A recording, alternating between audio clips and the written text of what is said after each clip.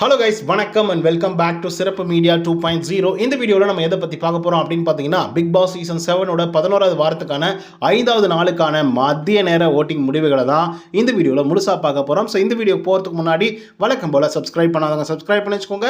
இந்த வீடியோக்கு அட்லீஸ்ட் ஒரு 500 லைக் நான் எதிர்பார்க்குறோம். ஸோ லைக்கை போடுங்க, வீடியோ பாருங்கள். வாங்க இந்த வீடியோக்குள்ள வந்து போகலாம். இந்த வாரத்தில் 6 பேர் வந்து நாமினேட் ஆயிருந்தாங்க. அதில் ஒரு ஆள் அனன்யா எவிக்ட் ஆகி வெளியே போயிட்டாங்க. அதனை தொடர்ந்து 5 பேர் வந்திருக்காங்க. இந்த 5 பேரில் ஏகப்பட்ட மாற்றங்கள் வந்து நடந்திருக்கு. குறிப்பாக தினேஷ் அவர்கள் சடனாக எங்கேயோ போயிட்டாப்ல. ஸோ அதெல்லாம் எங்கே இருக்காங்க, எப்படி இருக்காங்க அப்படிங்கிறத பார்த்துடலாம். இப்போ நம்பர் 1 பொசிஷனில் நம்மளோட அர்ச்சனா அவர்கள் தான் வந்து இருந்துட்டு இருக்காங்க. ஸோ அவங்க வாங்கிய ஓட்டுகளுடைய எண்ணிக்கை அப்படின்னு பார்த்தீங்கன்னா 4,02,632 ஓட்டுகளாகும்.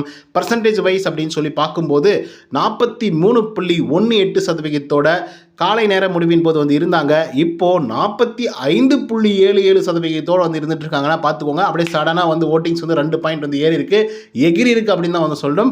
அதுக்கடுத்த செகண்ட் பொசிஷனில் யார் இருக்காங்க அப்படின்னு பார்த்தீங்கன்னா விஷ்ணு ப்ரோ வந்து இருந்துட்டு இருக்காரு. ஸோ அவர் வாங்கிய ஓட்டுகளோட எண்ணிக்கை அப்படின்னு பார்த்தீங்கன்னா 1,20,790 ஓட்டுகளாகும்.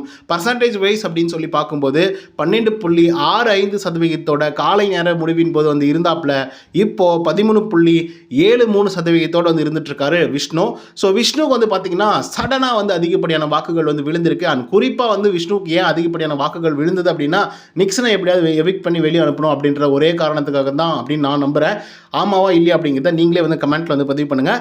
அதுக்கடுத்து தேர்ட் பொசிஷனில் தினேஷ் வந்து இருக்காரு. அவர் வாங்கிய ஓட்டுகளோட எண்ணிக்கை அப்படின்னு பார்த்தீங்கன்னா 1,19,577 ஓட்டுகளாகும். பர்சன்டேஜ் வைஸ் அப்படின்னு சொல்லி பார்க்கும்போது 12.81% காலை நேர முடிவின் போது வந்து இருந்தாப்புல. இப்போ 13.59% வந்து இருந்துட்டு இருக்காரு நம்மளோட தினேஷ் ப்ரோ.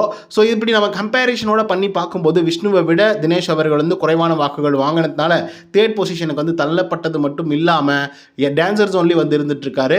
அதுக்கடுத்து ஃபோர்த் பொசிஷனில் கூல் சுரேஷ் வந்து இருக்காரு. அவர் வாங்கிய ஓட்டுகளுடைய எண்ணிக்கை அப்படின்னு பார்த்தீங்கன்னா 1,18,355 ஓட்டுகள் ஆகும். பர்சன்டேஜ் வைஸ் அப்படின்னு சொல்லி பார்க்கும்போது 12.37% காலை நேர முடிவின் போது வந்து இருந்தாங்க. இப்போ 13.45% வந்து இருந்துட்டு இருக்காரு நம்மளோட கூல் சுரேஷ் அவர்கள். ஸோ கூல் சுரேஷ் சடனாக டக்குன்னு வந்து ஓட்டிங்ஸ் எல்லாம் வாங்கி அனன்யாவை வெளியே அனுப்பிச்சு விட்டாங்க. ஸோ அதன் காரணமாக வந்து பார்த்தீங்க அப்படின்னா கூல் சுரேஷ்க்கு வந்து நல்ல ஒரு பூம் அப் வந்து கிடைச்சது. இதுக்கும் ரீசன் என்ன அப்படின்னு பார்த்தீங்கன்னா நிக்சன் வந்து எவிக்ட் ஆகணும் அப்படின்றது தான் அப்படின்னு நான் நம்புகிறேன். அதுக்கடுத்து தான் வந்து பார்த்தீங்க அப்படின்னா 5th பொசிஷனில் நிக்சன் இருக்காப்புல. அவர் வாங்கிய ஓட்டுகளுடைய எண்ணிக்கை 1,18,285 ஓட்டுகளாகும். பர்சன்டேஜ் வைஸ் அப்படின்னு சொல்லி பார்க்கும்போது கிட்டத்தட்ட 12.38% காலை நேர முடிவின் போது வந்து இருந்தாங்க. இப்போ 13.45% வந்து இருந்துட்டு இருக்காரு நிக்சன் அவர்கள்.